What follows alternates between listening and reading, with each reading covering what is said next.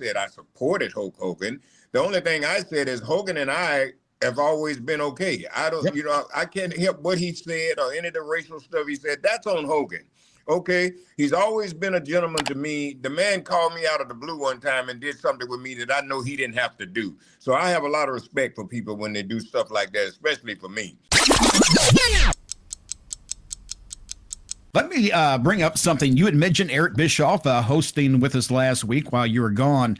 And Teddy, I don't know if you had a chance, and Bill, I don't know if you have either, but the comment section of that video in particular that you were talking about earlier is like 35, 40,000 as we're recording. Yeah. And that's just within like a day and a half, 2 days. But in there, we talk about Hulk Hogan and Eric Bischoff, his reaction to what happened with the Hogan mess.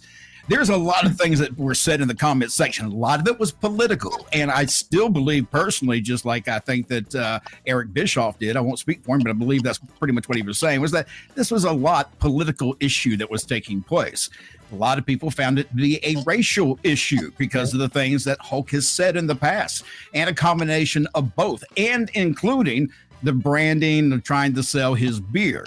You think you know all the wrestling stories? There's more you haven't heard yet. Join us on Backstage Pass. But Teddy, there were some people who said that they were disappointed that as a black man, you supported Hulk. Hogan, is a great guy. I had the opportunity to be with him back when the NWO started, with him, Kevin Sullivan, God rest his soul. And Hogan was always somebody, he pulled me off, and he would always talk to me and tell me stuff that I needed to know and needed to hear. The last time I saw Hogan was at a TV there, and the last time I saw him, he called me from way across the arena to introduce me to his new wife. He didn't have to do that, you know what I mean? So I look at things like that, you know what I mean? If he took that much time to call me and want me to meet his new wife, then you know what I mean? He's showing me, hey, I got no problem with you. You want to respond to that? Well, maybe they don't understand what I meant when I said I support Hulk Hogan. I never said I supported Hulk Hogan. The only thing I said is Hogan and I have always been okay. I don't, I can't help what he said or any of the racial stuff he said. That's on Hogan. Okay, he's always been a gentleman to me. The man called me out of the blue one time and did something with me that I know he didn't have to do. So I have a lot of respect for people when they do stuff like that, especially for me. So it ain't that I'm praising Hulk Hogan, and then if Hulk Hogan making these racial slurs, Hulk Hogan got to live with that, not Teddy Long. All I can say is he's never mistreated me. He's always been straight up and fair with me, and that's all I can say about the man. You know what? I wasn't here last week, so I couldn't give any take on that, but it really bothered me that he was getting booed because whatever Terry Bollea is, that's a different story, okay? If he's a racist, he is. If he's not, he's not.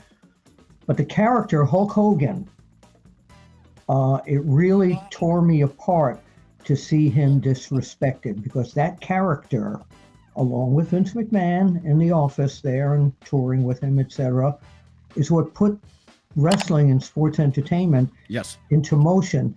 But people have to remember that this is the character of Hulk Hogan, and that character is not the same person.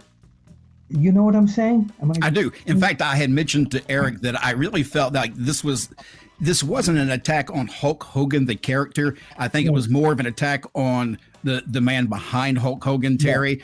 I think that's where most of that came from. And he's earned some of that. And as Teddy says, though, and I say this all the time because people will give me hell about, how do you work with this person? Or how do you work with that? As a matter of fact, I do a show with Vince Russo. A lot of people ask me, how do you work with Vince Russo? Whoa. Here's the deal. The deal is, he's always been kind, polite to me. We've never had a bad thing between us. So I just take him as he is presented to me. Just like Teddy is saying he took Hogan as he knew Hogan, much like he took Vince McMahon as as Vince McMahon was to him. Does that make sense? It does. Now, the other thing here is that, and I think Teddy will vouch for this as well, but back in those days, you get somebody backstage, somebody like an Ole Anderson or somebody like that, and he would sound like he was coming out like with a racist thing. He knew my religion and he'd joke about it with me. Never offended me. They were religious. They were jokes. They were like, everybody, the boys in the dressing room. That was a normal thing way back then, right, Teddy? Where everybody just kind of they'd say something about a Polish guy, about a Jewish guy, about a black guy, and it was just, this is the way the business was. And people, there was no internet back then. Yep. So nobody knew this was going on unless you were in the business. But unfortunately, the way it comes out today now is, the boys were the boys back then, but you cannot do that today, period, the end. Even if you're joking, a lot of people just take this stuff extremely to heart.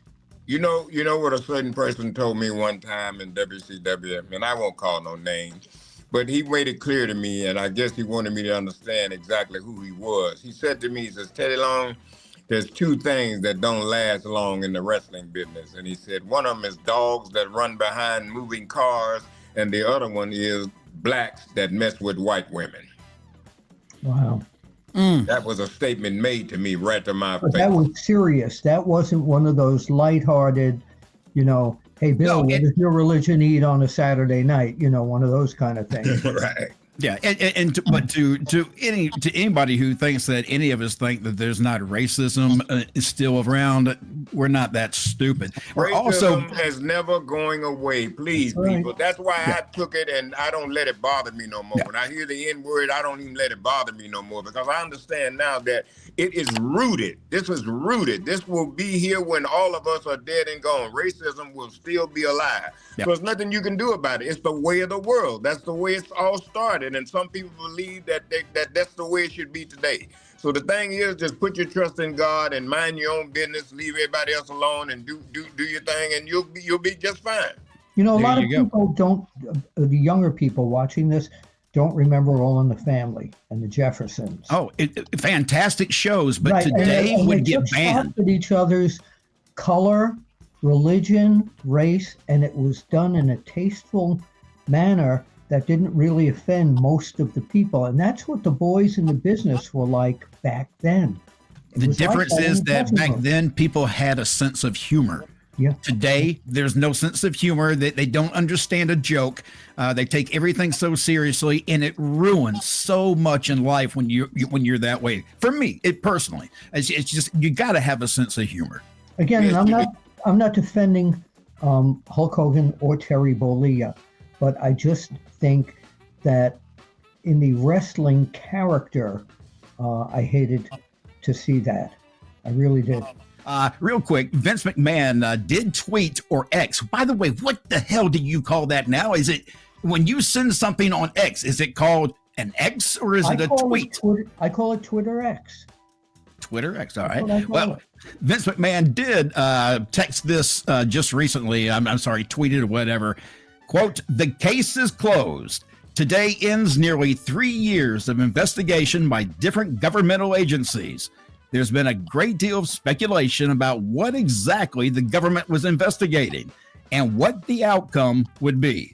As today's resolution shows, much of that speculation was misguided and misleading. In the end, there was never anything more to this than minor accounting errors with regard to some personal payments that I made several years ago while I was CEO of WWE. I'm thrilled that I can now put all of this behind me." I should mention that this also followed that tweet with like a clarification of what's going on, saying Vince McMahon settled with the SEC without denying its findings. This was exclusively about the hush money charges. Janelle Grant's civil suit will go forward and use these findings as evidence, according to her attorney. So there's the latest on that. It sounds like it was all over, and maybe it's really not. Bill, your thoughts? It's that part may be over, but the Janelle Grant thing is going to keep going on, and I think both these things are going to haunt his reputation for the rest of his life. And he's trying desperately to get a new company underway. He's already hired several people to the staff to work for him. So, I'd be curious to see. I mean, he needs these charges to disappear, really, for him to move forward with what he's trying to do. Teddy, your thoughts? I think he'll move forward with what he's trying to do. Like I said, I've always been this way about everything. Your person's not guilty until they're found guilty. Yeah. So if this is right with Vince, if they're getting this stuff dismissed, congratulations for him, man. Because I hope everything with him comes out all right. All right, we're out of time. That's it. We're over time, and of course we are. Chris Featherstone is right now so mad at us because he's got to cut his time back as we went over. Chris Weatherstone is a guy that would try and go and buy a VCR and put the TV in the layaway. So tell Chris Featherstone, don't tell us what to do. I like that. That's cool.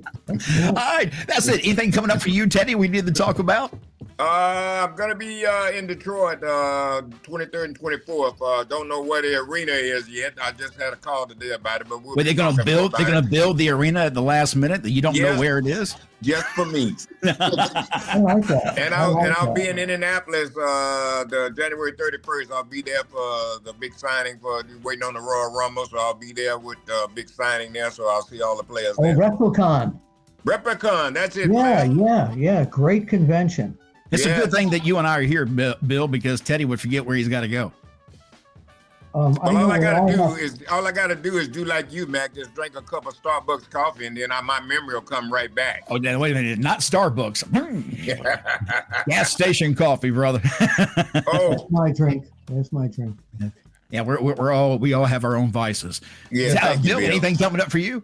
Well, of course, something's coming up for him. He's taking Viagra. Oh, you heard about that? Yeah. Teddy's in rare form, brother. Oh my goodness. Things are looking up.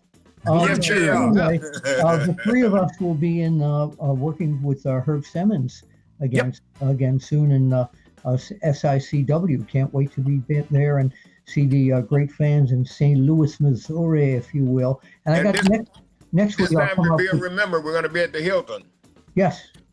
Yes, I know that. I'm looking forward to this. This is right there at the airport this year. It's been at a different location. How far was that from the airport, Teddy? Do you remember? 20 minutes, wasn't it? No, it was longer than that. It's about 30 minutes. Yeah, okay. It was kind of a little ride. About 20 miles. It's about 20 miles. We're really excited for this year. Now, guys, just want to let you know that somebody's going to be upset now. Oh, well, we better get out of here then. I'm Mac Davis. That's WWE Hall of Famer Teddy Long, and that is legendary pro wrestling journalist Mr. Bill Apter. We'll see you again next week. All right, holler, players. Holler at that guy.